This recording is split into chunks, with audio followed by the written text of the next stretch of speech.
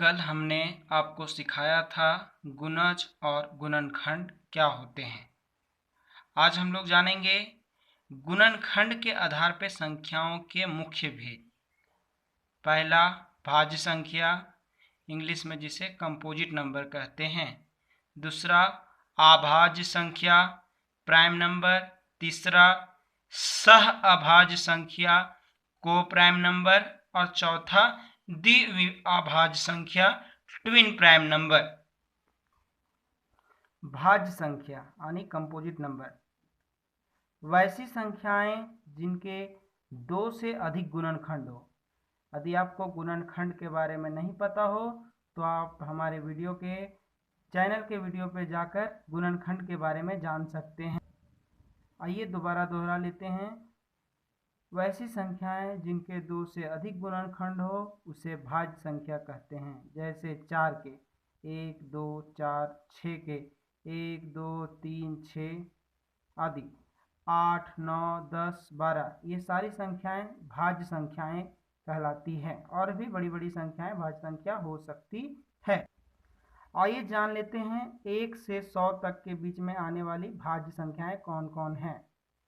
4, 6, 8, 9, 10, 12, 14, 15, 16, 18, 20, 21, 22, 24, 25, 26, 27, 28, 30, 32, 33, 34, 35, 36, 38, 39, 40, 42, 44, 45, 46, 48, 49, 50, 51, 52, 54, 55, 56, 57, 58, 60, 62, 63, 64, 65, 66, 68, 69, 70, 72, 74, 75, 76, 77, 78, 80, 81, 82, 84, 85, 86, 87, 88, 90, 91, 92, 93, 94, 95, 96, 98, 99 और 100।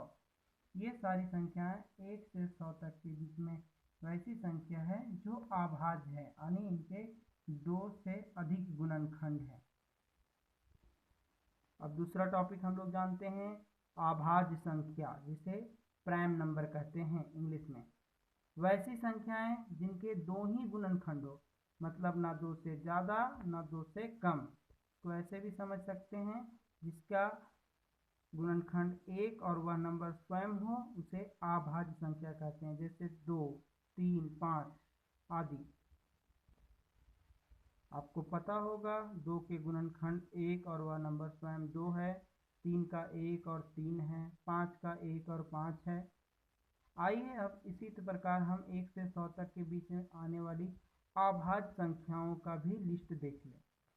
1 से 100 तक के बीच आने वाली अभाज्य संख्याएं 2, 3, 5, 7, 11, 13, 17, 19, 22, 29, 31, 37, 41, 43, 47, 53, 59, 61, 67, 71, 73, 79, 83, 89, 97 हैं। ध्यान रखिए ये 1 से 100 तक लिखा, इसके आगे भी कई अभाज्य संख्याएं हैं, लेकिन हमने ऊपर हेडिंग में लिख दिया है ये 1 से 100 तक के बीच के आने वाली अभाज्य संख्याएं हैं। अभाज्य संख्या और भाज्य संख्या पढ़ने के बाद हम लोग कुछ निष्कर्ष निकालते हैं। जैसे 1 ना ही भाज्य संख्या है और ना ही अभाज्य, क्योंकि इसका एक ही गुणनखंड है जो खुद 1 है। दूसरा, सभी अभाज्य संख्याओं के 2 गुणनखंड होते हैं, एक तो 1 हो जाएगा और दूसरा वह संख्या खुद। अब हम लोग गुणनखंड के आधार पर तीसरे नंबर को जान लेते हैं, जो कि है सह अभाज्य संख्या, इंग्लिश में इसे को प्राइम नंबर कहते हैं। वैसी संख्याओं का समूह जब उनका गुणनखंड निकालने पे सार अंतर 1 हो तो वैसी संख्याएं सह अभाज्य संख्या कहलाती है। आइए इसे एक उदाहरण से समझते हैं। यह हमेशा संख्याओं का जोड़ा रहेगा या 2 से ज़्यादा संख्याओं के प्रश्न रहेंगे तभी सह अभाज्य कहलाएगा। जैसे 2 और 3, इन संख्याओं का अगर हमने गुणनखंड निकाला तो 2 का गुणनखंड 1 और 2, वहीं 3 का गुणनखंड 1 और 3। दोनों का गुणनखंड लिखने के बाद हमने इन दोनों के बीच सार अंतर लिखा तो इनके सार अंतर 1 आए। इस प्रकार यह 2 और 3 एक सार अंतर होने के कारण, एक होने के कारण सह अभाज्य संख्या कहलाएंगे। दूसरा उदाहरण है 4 और 9। 4 का गुणनखंड 1 2 4, 9 का 1 3 9। इन दोनों संख्याओं के भी गुणनखंड निकालने पे सार अंतर 1 आता है, अतः 4 और 9 भी एक सह अभाज्य संख्या है। आदि इस तरह के कई उदाहरण हो सकते हैं। अब इससे भी कुछ निष्कर्ष निकालते हैं। सह अभाज्य संख्या भाज्य संख्याओं के समूह या अभाज्य संख्याओं या दोनों तरह के संख्याओं से मिलकर बन सकते हैं। जैसे हम पहला लेते हैं भाज्य संख्याओं का समूह। 5 और 7 ये दोनों संख्याएं भाज्य संख्याएं नहीं हैं, यानी अभाज्य संख्याएं हैं, जिनका गुणनखंड 1 और 5, 1 और 7 है और सार अंतर 1 हुआ। यहाँ पे दोनों अभाज्य संख्याओं का समूह था। अब दूसरा देखते हैं भाज्य संख्याओं का समूह 8 और 25। इन संख्याओं में 8 भी एक अभाज्य संख्या है और 25 भी।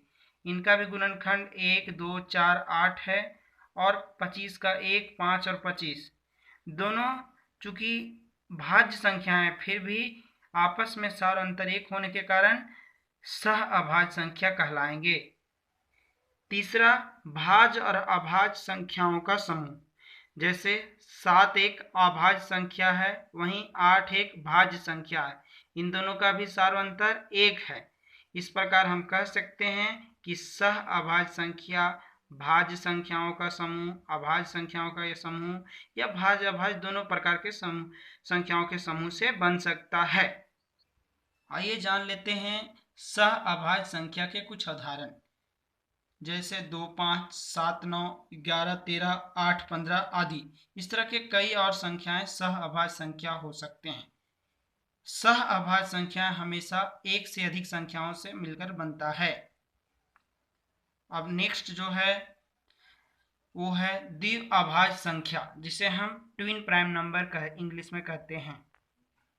लगातार आने वाले 2 अभाज्य संख्याओं का समूह द्विअभाज्य संख्या कहलाता है। जैसे 3 5, 3 भी एक अभाज्य संख्या है और 5 भी एक अभाज्य संख्या है। 3 के बाद अगला जो संख्या है वो 5 आता है, तो यह संख्या द्विअभाज्य कहलाएगा। दूसरा है 5 और 7। इसमें भी 5 और 7 दोनों ही अभाज्य संख्याएं हैं और दोनों एक दूसरे के लगातार आते हैं, अतः 5 और 7 भी अभाज्य संख्याएं हैं। 11 और 13 ये भी लगातार आने वाली अभाज्य संख्याएं हैं। इस तरह से और भी कई संख्याएं हो सकती हैं जिन्हें द्विअभाज्य संख्या में रखा जा सकता है। धन्यवाद।